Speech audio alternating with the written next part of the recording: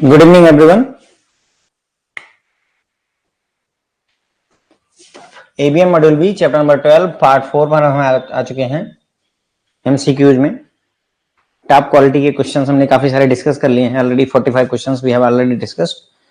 10-15 question और हैं जो मुझे लगता है कि आपको दोबारा मतलब और पढ़ने चाहिए, तो उसी पर डिस्कस करेंगे हम। वैसे लगभग अच्छी क्वालिटी के लगभग क्वेश्चन हमने कवर कर रखे हैं, पर फिर भी कुछ अगर बच जाते हैं तो उनको यहाँ दोबारा से कर लिया जाए।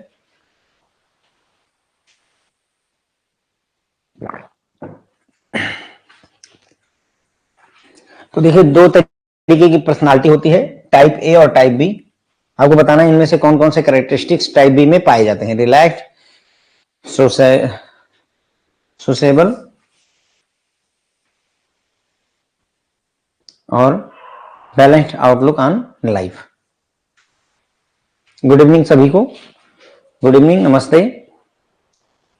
सीआरबी का फॉर्म भर दिया आप सभी लोगों ने?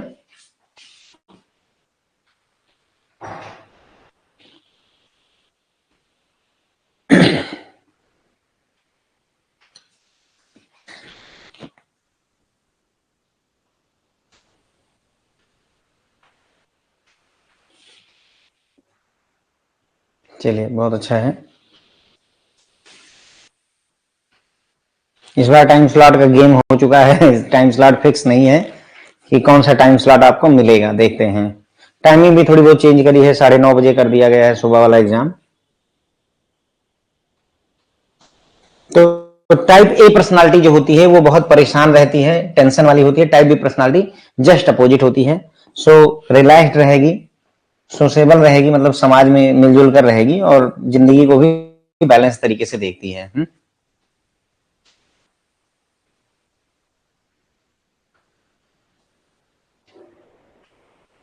आनंद सर, क्या है जीआईबी का पीक्यूपी का क्लेरिफिकेशन? समझ नहीं पा रहा हूं सर, क्या कह रहे हैं आप? ये all of the above will be the answer.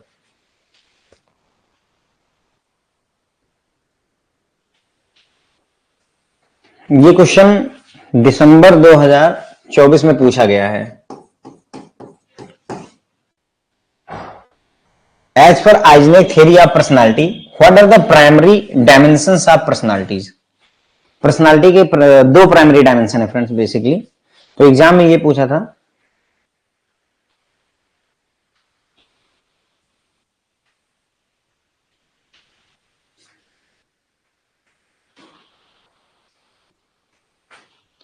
आइजनेक theory of personality के हिसाब से दो प्राइमरी डायमेंशन होते हैं पर्सनालिटी के। कौन से दो हैं आपको ये बताना है।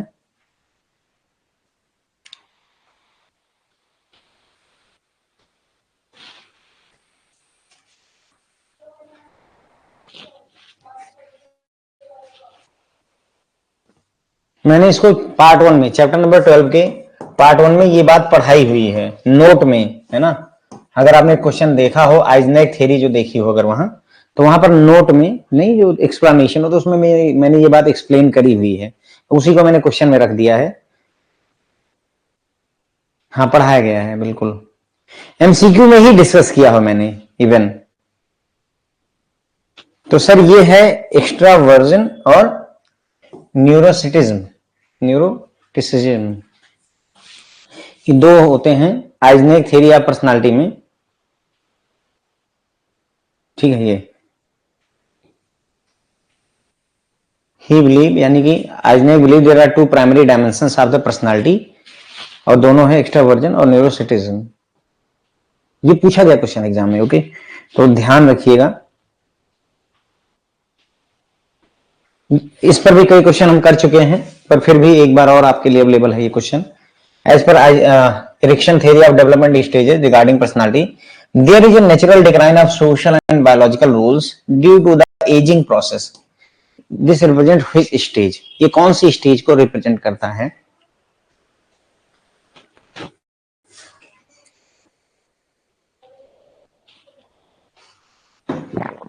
Autonomy versus shame, identity versus role confusion, generativity versus stagnation, integrity versus despair.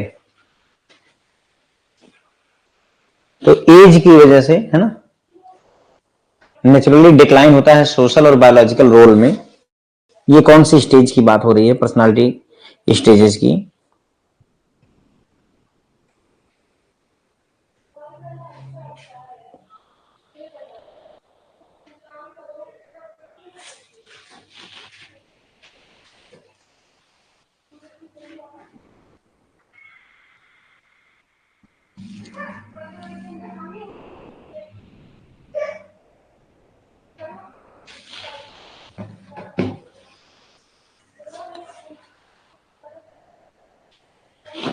तो ये फ्रेंड्स होता है इंटीग्रिटी वर्सेस डिस्पेयर में। इंटीग्रिटी वर्सेस डिस्पेयर में ऐसा होता है कि एज की वजह से सामाजिक तौर पर और बायोलॉजिकल तौर पर आप जो है थोड़ा सा आइसोलेट होने लगते हैं, डिक्लाइन करने लगता है कि आप समाज में इतना रहना नहीं चाहते, काइंड ऑफ दैट। ओके, तो देयर आर 8 स्टेजेस, है ना? Trust, mistrust, autonomy, same and doubtful, initiative versus guilt, industry versus inferiority, identity versus role confusion, intimacy versus isolation, generativity versus stagnation और integrity versus despair। तो during the latter part of life there is a natural decline of social and biological role due to the aging process। तो ये हो जाएगा हमारा stage 8 है। कितनी stages हैं? 8 स्टेजेस हैं। यहां पर देखिए थोड़ा सा और क्लियरिटी होगी, उसी चीज को, वही जो सेम चीजें हम डिस्कस करें वही यहां पर है। अब आपको मैच करवाना है trust versus mistrust, initiative guilt, intimacy isolation, generativity stagnation. 4 stages आपकी, 8 स्टेज हैं, 8 में से 4 यहां अवेलेबल हैं। थोड़ा सा मैच करवाएंगे तो चीजें और क्लियर हो जाएंगी। अगर कुछ कमी भी रह गई है तो यहां पूरी होगी। ठीक है,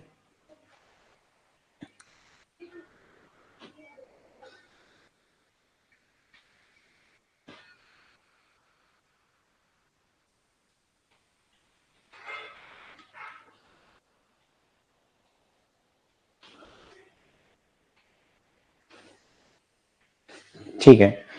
in the middle of adulthood, है ना, in the middle of adulthood there is a compulsion to forgo one's immediate need in favor of developing one's children। अपने बच्चों को पालने पोसने के लिए हम अपनी जरूरतों को दरकिनार कर देते हैं। ये कब हो रहा है?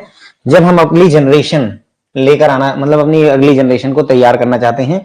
जनरेटिविटी वर्सेस स्टैग्नेशन की स्टेज है, जहां अपने बच्चों को पालने पोसने के लिए हम अपनी जरूरतों को किनारे कर देते हैं कि ठीक है बच्चों की जरूरतें पूरी करते हैं। ठीक है, फिर हो गया as a youth one feel the need to develop intimate relationship with other. अब आप दूसरों के साथ में इंटीमेट रिलेशनशिप, अच्छा व्यवहार चाहते हैं, क्लोज रिलेशनशिप चाहते हैं। तो बात हो रही इंटीमेसी वर्सेस आइसोलेशन की। ठीक है, this stage indicate the child's effort at trying to do things on its own initiative. मतलब खुद इनिशिएटिव लेकर के आप काम करना चाहते हैं, बच्चा खुद इनिशिएटिव एफर्ट कर रहा है, तो this is kind of initiative versus guilt.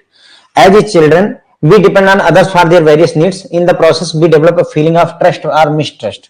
ठीक है, तो ये वाली स्थिति हो गई। ठीक है, तो 4 3 2 1 मैचिंग कैसे है? 4 3 2 1 इस क्रम में है।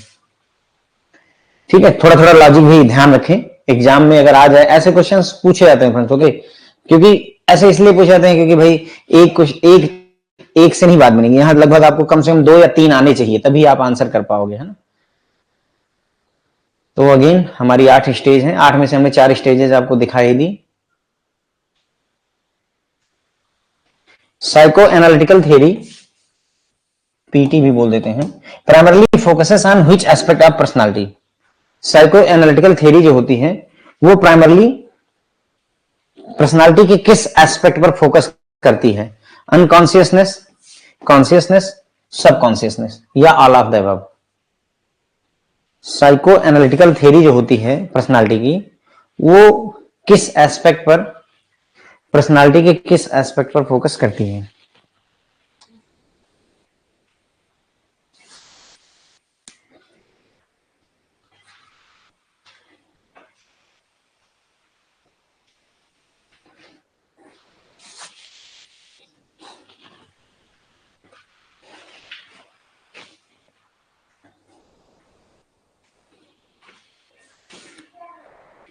तो ये साइकोएनालिटिकल थ्योरी जो है सारे एस्पेक्ट पर फोकस करती है। कॉन्शियसनेस मतलब होश में रहना, अनकॉन्शियस मतलब बेहोश रहना, और सब कॉन्शियस मतलब हेलुसिनेट होना, एक तरीके से जैसे मतलब सपने देखने जैसा हो गया, सबकॉन्शियस होता है ना, बोलते हैं सब कॉन्शियस माइंड जो हमारा होता है। ओके, तो ये हो गई साइको एनालिटिकल थ्योरी। तो तीनों चीजें इसमें होती हैं, कॉन्शियस, अनकॉन्शियस, सबकॉन्शियस और conscious nature of personality. Which of the following need is at the top position as per the Maslow hierarchy of need? Maslow hierarchy of need से questions बनते रहते हैं, कई बार इनका सीक्वेंस पूछ लेते हैं, कई बार बेसिक नीड पूछ लेते हैं। बेसिक नीड क्या है, कई बार टॉप पोजीशन पर कौन आती है, हायरार्की में सबसे ऊपर कौन आता है।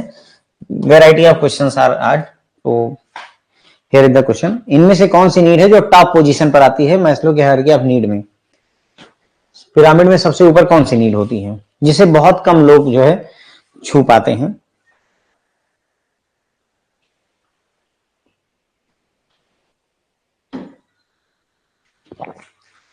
बिना रिवीजन के सर कुछ नहीं होगा। Revision and revision and revision ही आपको सफलता दिलवाएगी, है ना, कोई और विकल्प नहीं है। अगेन रिवीजन की बात हो रही ना, तो मैं इसमें ये भी कहता हूं कि अगर आपसे 4 मॉड्यूल नहीं पढ़े जाते ना, तो 3 ही मॉड्यूल पढ़ के बैठो।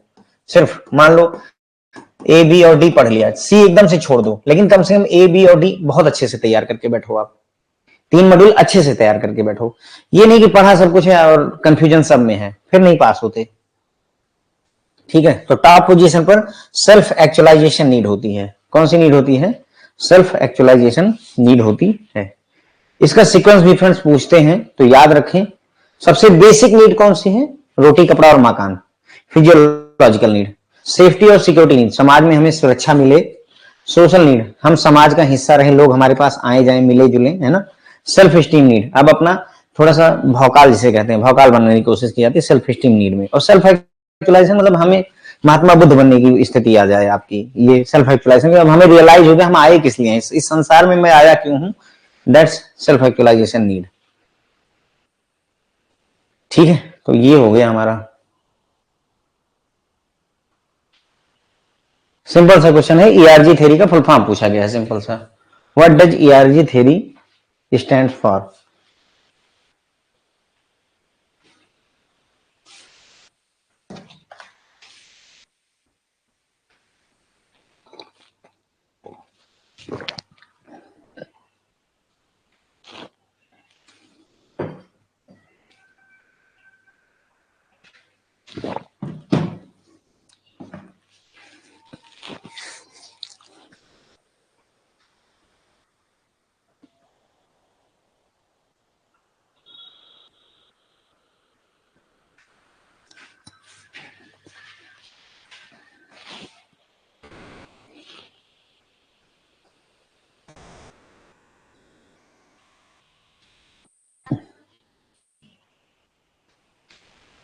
इसमें डी आंसर कर रहे हैं आप लोग। Existence, relatedness and growth, ERG theory. Existence, relatedness and growth, बहुत बेसिक सा क्वेश्चन है, मतलब, है ना। ईआरजी थ्योरी के बारे में नहीं पूछ रहा हूँ, ईआरजी में ईआरजी होते क्या है वो क्वेश्चन आपसे पूछा जा रहा है। और यहां गलत हो जाए ना, तो फिर मतलब तैयारी कहीं ना कहीं बहुत ज्यादा ढुलमुल है। किसने दी थी, Clinton Alderfer. Existence need, related need, growth need.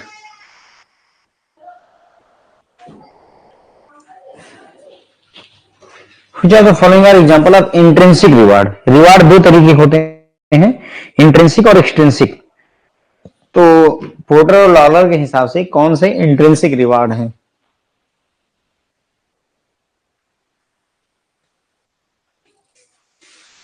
Intrinsic reward, extrinsic reward, intrinsic reward, as per Porter और लॉलर मॉडल। आपको बताएं इंट्रिंसिक रिवार्ड का एग्जांपल कौन कौन सा है।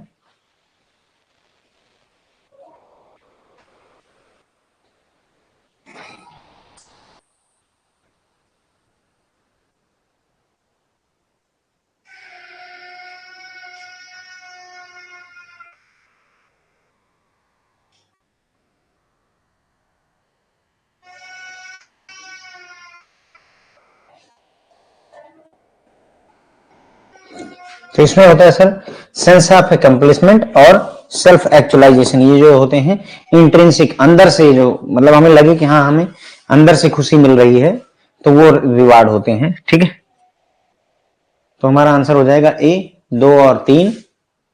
अब देखिए रिवार्ड दो तरीके के होते हैं, इंट्रिंसिक और एक्सट्रिंसिक रिवार्ड। इंट्रिंसिक रिवार्ड में आपका self sense of accomplishment, self actualization होता है। एक्सट्रिंसिक रिवार्ड में वर्किंग कंडीशन और स्टेटस वगैरह को शामिल किया जाता है कि वर्किंग कंडीशन कैसी है, आपका स्टेटस कैसा है वर्क में, वो एक्सट्रिंसिक रिवार्ड में आते हैं। आई बिलीव हम ये क्वेश्चन पहले भी कर चुके हैं, पर फिर भी ठीक है एक बार और करते हैं। Appreciation, job enlargement, job enrichment, job rotation, ये आप पिछले कल ही हमने किया है, यानी पार्ट 3 में खुद ही आंसर कर दें मेरे ख्याल से। पार्ट 3 में हमने इसको डिस्कस किया हुआ है। एप्रिसिएशन नया टर्म है, बाकी हमने ये क्वेश्चन डिस्कस किया हुआ है, तो आंसर कर दें फटाफट, क्योंकि पूछे जाते हैं इसलिए दोबारा रखा गया है।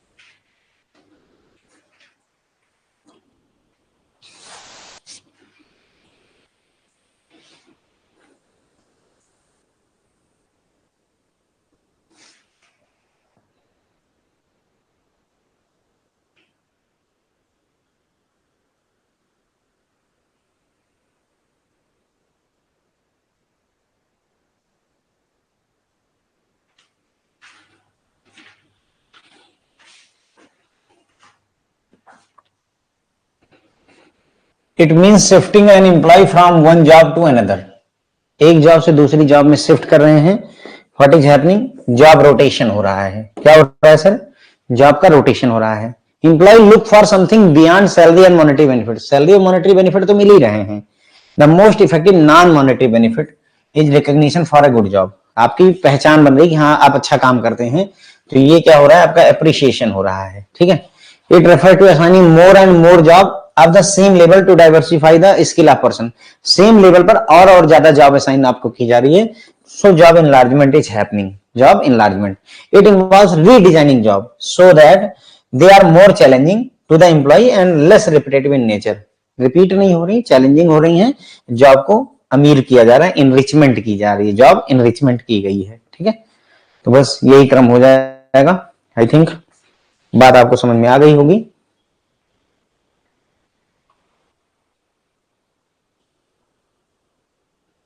पूछते हैं फ्रेंड्स, जॉब इनलार्जमेंट, इनरिचमेंट और ये सारी चीजें।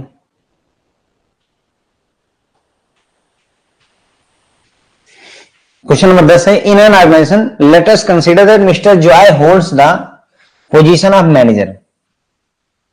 मिस्टर जॉय जो है वो मैनेजर हैं and is presently engage in 2 task related to his role, मतलब मैनेजर के तौर पर उनके पास 2 टास्क हैं पहले से। Now 2 additional task have been incorporated into his current responsibility, 2 और नए काम असाइन कर दिए गए हैं उनको। तो इस प्रोसेस को क्या कहा जाएगा, जॉब एनरिचमेंट हुआ है, एम्प्लॉय पार्टिसिपेशन हुआ है, जॉब रोटेशन हुआ, जॉब इनलार्जमेंट हुआ है।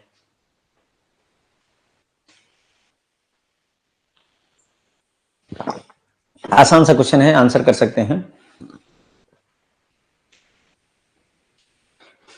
2 काम पहले से करते थे, है ना।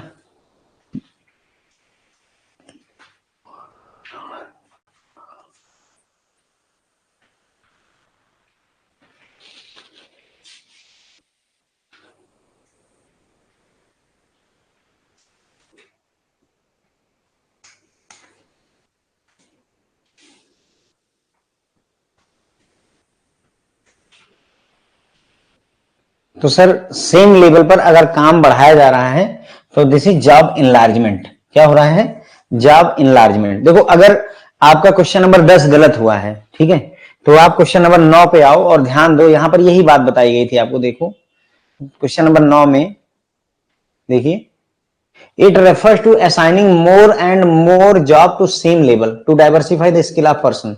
सेम लेवल, मैनेजर का मैनेजर है वो बंदा, है ना,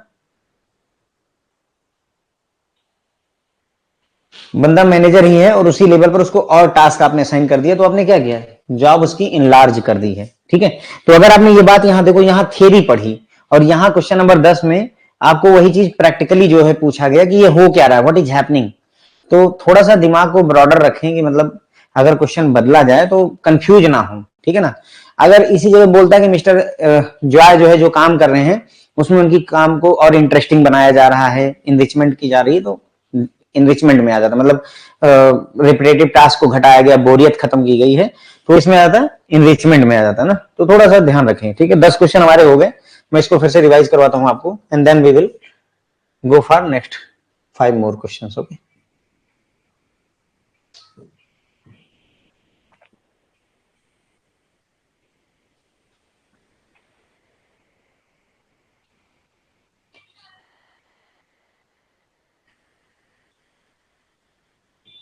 ठीक है।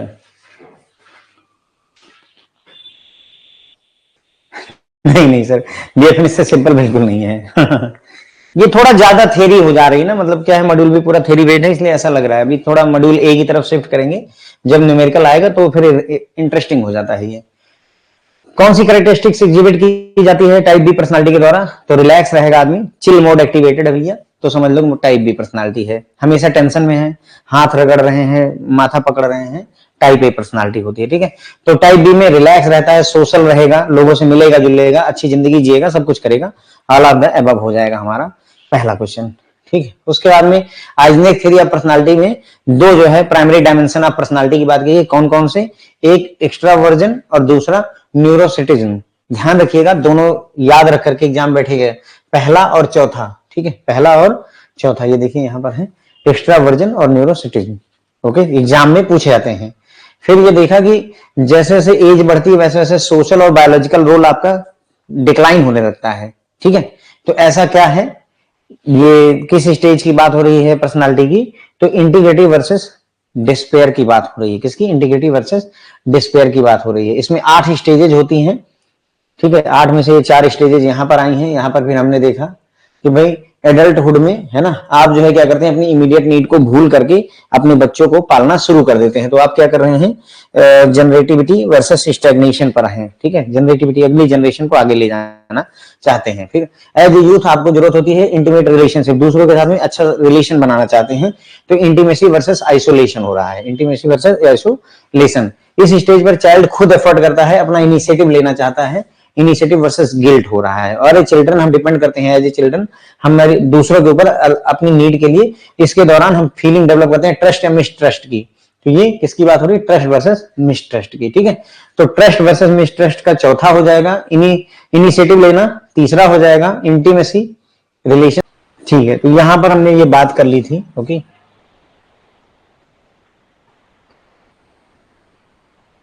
फिर अगले क्वेश्चन पर आने वाले थे, और ये सवाल था हमारा कि साइको एनालिटिकल थ्योरी के हिसाब से पर्सनालिटी के किस एस्पेक्ट पर यहां फोकस किया जाता है? साइको एनालिटिकल थ्योरी के हिसाब से, है ना, किस एस्पेक्ट पर फोकस किया जाता है? तो अनकॉन्शियस, कॉन्शियस और सबकॉन्शियस, तीनों तरीके की पर्सनालिटी पर यहां फोकस किया जाता है। तो हमारा आंसर हो जाएगा ऑल ऑफ द अबव। फिर है मैस्लो की हायरार्की ऑफ नीड जो थ्योरी है, उसमें टॉप पोजीशन पर क्या आता है? तो सर टॉप पोजीशन पर सेल्फ एक्चुअलाइजेशन नीड आती है।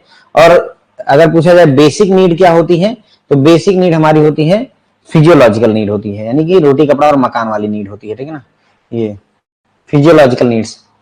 और इनका सीक्वेंस भी पूछा था, तो ध्यान रखें, पहले सबसे बेसिक नीड है फिजियोलॉजिकल नीड, फिर सेफ्टी या सिक्योरिटी नीड, फिर सोशल नीड, फिर सेल्फ एक्चुअलाइजेशन नीड, और फिर सेल्फ एक्चुअलाइजेशन नीड, ओके। सबसे लास्ट में सेल्फ एक्चुअलाइजेशन नीड आती है। ईआरजी थ्योरी का फुल फॉर्म पूछा गया था, तो एग्जिस्टेंस, रिलेटेडनेस और ग्रोथ होता है। एग्जिस्टेंस, रिलेटेडनेस और ग्रोथ, ध्यान रखें, ईआरजी थ्योरी का फुल फॉर्म एग्जिस्टेंस नीड होती है, रिलेटेड नीड होती है और ग्रोथ नीड होती है। फिर इसमें देखा गया, पूछा उन्होंने कि एज पर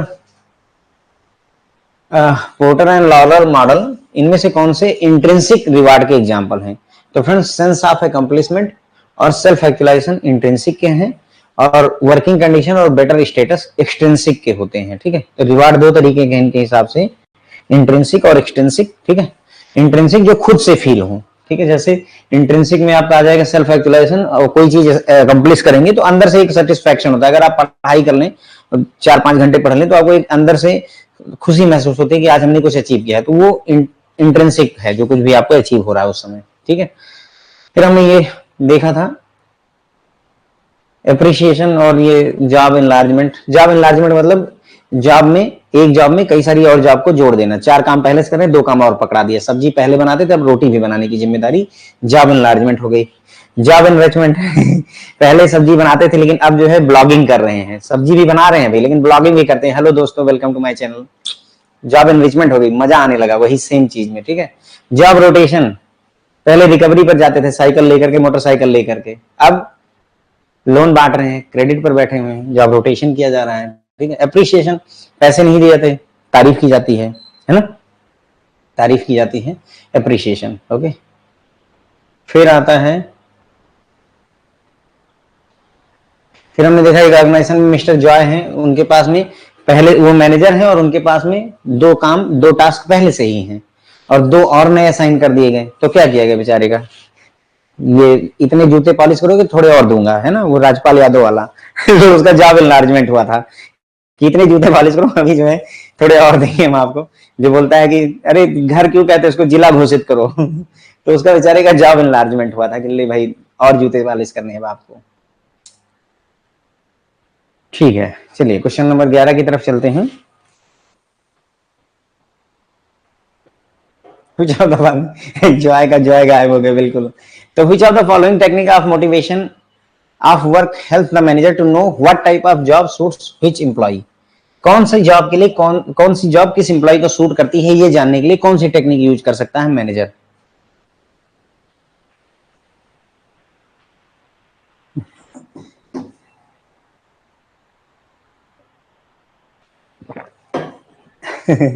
बिल्कुल।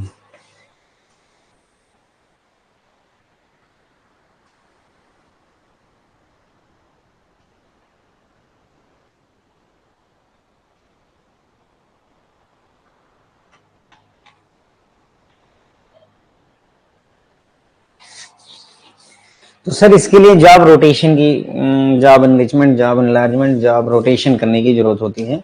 जॉब रोटेट करते रहिए जिससे आपको आइडिया लगता रहेगा कि कौन सा आदमी किस काम के लिए परफेक्ट है, हु इज परफॉर्मिंग बेटर।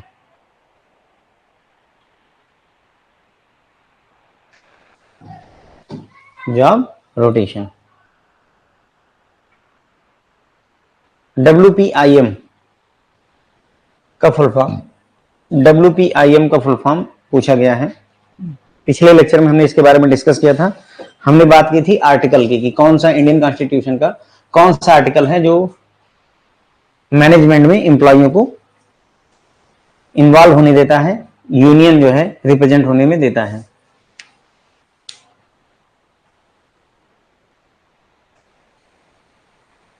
तो ये WPIM, workers participation in the management, workers participation in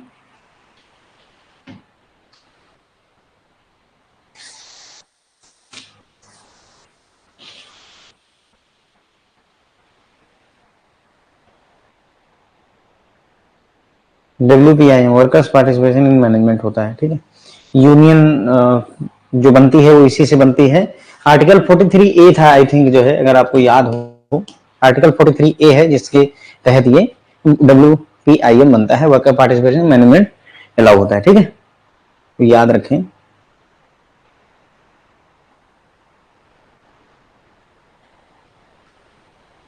role overload में अकर व्हेन, तो रोल ओवरलोड कब होता है, when role occupant lacks power, when there are large variations in the expected output, when there is no proper delegation, या all of the above। तो role overload हो गया आपका, मतलब आपसे बहुत ज्यादा उम्मीदें लोगों ने बांध रखी है, जितनी आपकी क्षमता है उससे ज्यादा। 5 ट्रिलियन की इकोनॉमी हमको इसी साल करनी है ना, तो रोल ओवरलोड है। क्यों? क्योंकि भाई 70 बरस 80 बरस हो गए हैं हमको 3 ट्रिलियन 4 ट्रिलियन बनने में, 5 ट्रिलियन जो है क्या एक साल में हो जाएगा, लाइक दैट। तो सब चीजें हैं इसमें, ऑल ऑफ द अबव होगा। पावर की कमी है, लैक ऑफ पावर है, आप एक्सपेक्टेड रिजल्ट जो चाहते हैं, आपके रोल से जो एक्सपेक्टेशन है वो भी अलग अलग है। कोई प्रॉपर डेलीगेशन नहीं है कि मतलब आपको क्या टास्क असाइन किया जा रहा है, क्या नहीं असाइन किया जा रहा है। तो ऑल ऑफ द अबव होता है फ्रेंड्स, इन सभी वजहों से रोल ओवरलोड हैपन होता है। All of the above.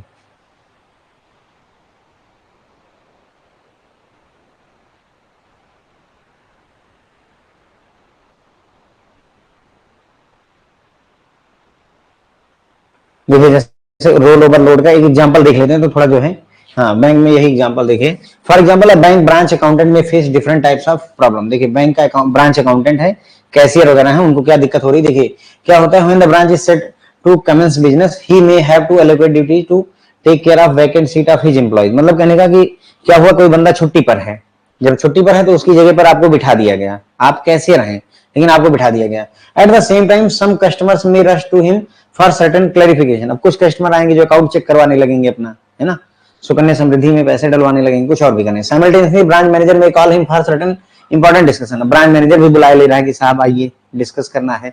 Circle office वाले अलग से जो है फोन पे फोन व्हाट्सएप पे मैसेज किए पड़े हैं। इन सच दिस ब्रांच अकाउंटेंट में एक्सपीरियंस रोल ओवरलोड। अब ऐसे में बेचारा जो है ना, ऐसे में बेचारा एकदम परेशान हो जाएगा, मैं क्या क्या कर दूं आखिर, तो क्या क्या कर दूं, तो रोल ओवरलोड हो गया है उसके ऊपर, पता ही नहीं चल रहा है कि मतलब क्या हो रहा है।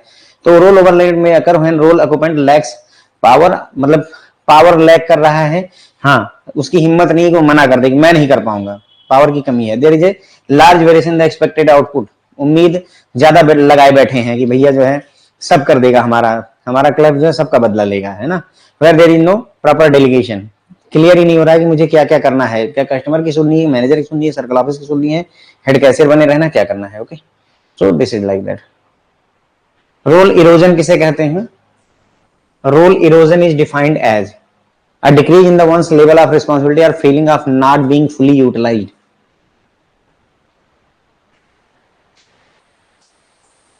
ये लाल कृष्ण अडवाणी जी यहां फिट बैठेंगे। A decrease in the level of responsibility or a feeling of not being fully utilized, है ना। अडवाणी जी को साइडलाइन कर दिया है, तो ऐसा उनको फील हो रहा होगा कि मुझे मेरी रिस्पॉन्सिबिलिटी, मतलब मुझे इतनी रिस्पॉन्सिबिलिटी नहीं दी गई है, या मेरी जो है शक्तियों का प्रॉपर इस्तेमाल नहीं किया जा रहा है। रोल इरोजन, ठीक है, तो यही हो जाएगा। रिस्पॉन्सिबिलिटी घटा दी गई, पद घटा दिया गया, कद घटा दिया गया, है ना, या आपकी जो क्षमता है उसको फुल्ली यूटिलाइज नहीं कर रहा, that's role erosion.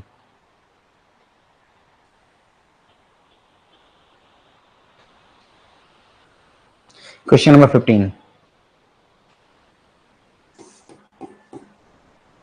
In circumstances where the branch accountant is on leave at a bank, the branch field officer who is responsible for managing advances may be requested to assume the accountant duty।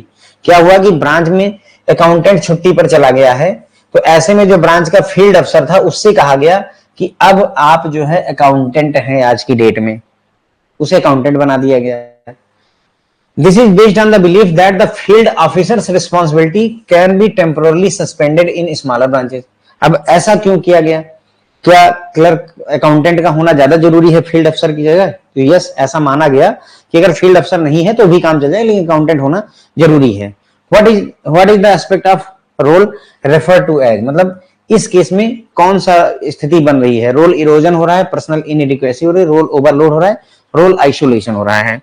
यहां पर एक और line लिखनी चाहिए थी कि जो व्यक्ति है हमारा, जो ये फील्ड ऑफिसर है, he is unable to play the accountant role. जो हमारा फील्ड अफसर है भाई, उसको अकाउंटेंट का काम पूरी तरह से नहीं आ रहा है, अच्छे से उसको अच्छे से काम वो नहीं आता है, तो ऐसे में वो अपनी ड्यूटी को सही से परफॉर्म नहीं कर पा रहा है। अकाउंटेंट की काम तो उसने ले लिया, लेकिन उसको अच्छे से समझ नहीं है अकाउंटेंट के काम की। तो उस केस में उस व्यक्ति के साथ क्या हुआ, फील्ड अफसर के साथ क्या हुआ? रोल इरोज कर दिया आपने, रोल ओवरलोड कर दिया, रोल आइसोलेशन कर दिया, क्या करा आपने उसके साथ में?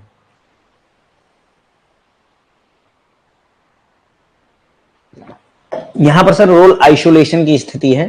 रोल आइसोलेशन होता क्या है, एक काम आपको ज्यादा अच्छा लगता है, दूसरा काम कम अच्छा लगता है। किसी काम में आप बहुत अच्छे हैं और किसी काम में आप बहुत अच्छे नहीं हैं, तो दैट इज रोल आइसोलेशन। तो यहां क्या हुआ, जो फील्ड अफसर है वो अपनी फील्ड अफसर वाली जॉब में, अपने काम में माहिर है, but he is not good at accountants duty. तो उसको क्या अच्छा लगता है? उसको अच्छा लगता है फील्ड अफसर का काम करना, वो रोल बहुत अच्छा लगता है उसको, उसको अकाउंटेंट का रोल अच्छा नहीं लगता है। तो he is closer to field अफसर role but not closer to accountant role. That's why role isolation is happening. क्या हो रहा है सर यहाँ पे? रोल आइसोलेशन हो रहा है। मैंने ये बात लिखी है ना एडिशनल इसमें कि वो अपनी ड्यूटी को सही से परफॉर्म नहीं कर पाया। क्यों नहीं कर पाया? क्योंकि उसको ये रोल ज्यादा पसंद है, ये वाला रोल में उतना अच्छा अपना कंफर्ट नहीं फील करता है, he is not interested in that. तो रोल आइसोलेशन है सर। ओके, थोड़ा सरप्राइजिंग होगा but yes this is the question. ठीक है, तो 15 क्वेश्चन हो गए सर हमारे। ओके, लाइए जो है इसको क्वेश्चन नंबर 11 से रिवीजन। देखिए मैं पढ़ाते समय ही सर रिवीजन करवाता हूँ, आप समझे इस बात को, रिवीजन कितनी इंपॉर्टेंट चीज होती है, कितनी इंपॉर्टेंट चीज होती है। मैं आपके भरोसे नहीं बैठता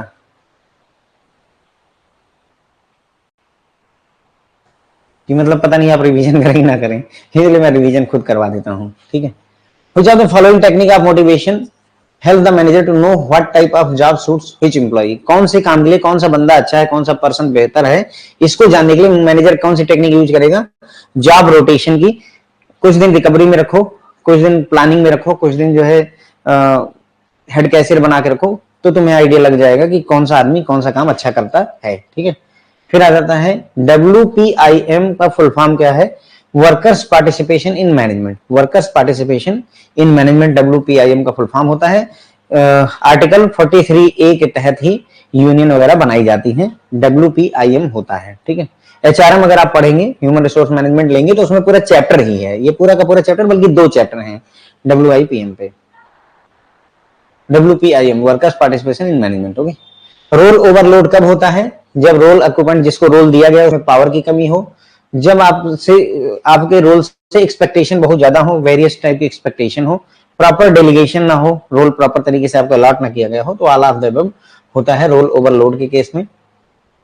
रोल इरोजन का मतलब डेफिनेशन क्या है? तो a decrease in one's role of level of responsibility, यानी आपके लेवल ऑफ रिस्पॉन्सिबिलिटी में कमी कर दी गई, या आपको ऐसा लगता है कि आपको फुल्ली यूटिलाइज नहीं किया जा रहा है, तो रोल इरोजन होता है। फिर उसके बाद में एक ऐसी स्थिति है जहां पर ब्रांच का अकाउंटेंट छुट्टी पर है, इसकी वजह से फिर ब्रांच का जो फील्ड अफसर है उसको जो है अकाउंटेंट की ड्यूटी दे दी जाती है। ऐसा इसलिए माना जाता है कि भाई छोटी ब्रांच है तो यहाँ पर फील्ड अफसर नहीं भी होगा तो भी काम चल जाएगा। तो उस केस में क्या हुआ उसके साथ, और उसको ड्यूटी दे दी गई लेकिन वो ड्यूटी सही से निभा नहीं पाया। जब उसने जो है सही से ड्यूटी नहीं निभाई जो है फील्ड अफसर ने, तो क्या हुआ? रोल आइसोलेशन की स्थिति बनी, जैसा हम उससे उम्मीद कर रहे थे। वो एक रोल में अच्छा है, दूसरे रोल में वो अच्छा नहीं है।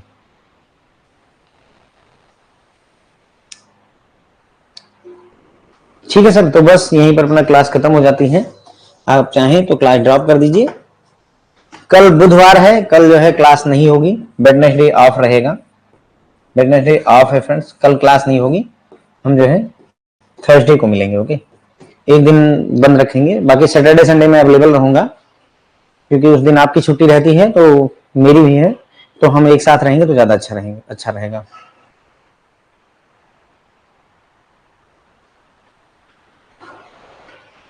सर लास्ट क्वेश्चन में रोल ओवरलोड इसलिए नहीं हो सकता है क्योंकि देखिए टेम्पोरली सस्पेंड कर दी गई है क्या फील्ड अफसर की जिम्मेदारियां। उसको ऐसा नहीं कि फील्ड अफसर भी रहना है प्लस अकाउंटेंट का काम करना है, फील्ड अफसर प्लस अकाउंटेंट नहीं हो रहा है। फील्ड अफसर का काम बंद करके सीधे सीधे उससे कहा गया कि तुम जो है अकाउंटेंट की ड्यूटी सिर्फ निभाओगे। ठीक है, आज मैं फील्ड अफसर नहीं हूं, आज मैं सिर्फ अकाउंटेंट हूं, तो ओवरलोड नहीं हुआ। अगर जो है मतलब सर 13 चैप्टर नंबर 13 स्टार्ट करेंगे, we will go with the chapter number 13, ये हो गया है अपना खत्म। अनूप सर मैं देख लेता हूं, ये वाला आपने कई बार रिक्वेस्ट की है, चैप्टर नंबर 13 करेंगे सर। ओके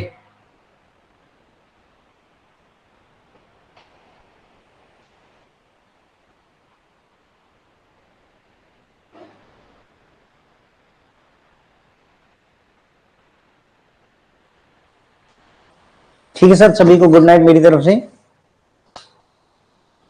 हाँ बिल्कुल सर, सैटरडे संडे कोशिश करेंगे, छुट्टी जिस दिन भी छुट्टी रहेगी उस दिन 2 क्लास का अरेंजमेंट करेंगे बिल्कुल। ठीक है सर, चलिए सभी को गुड नाइट मेरी तरफ से, thank you so much, good night friends.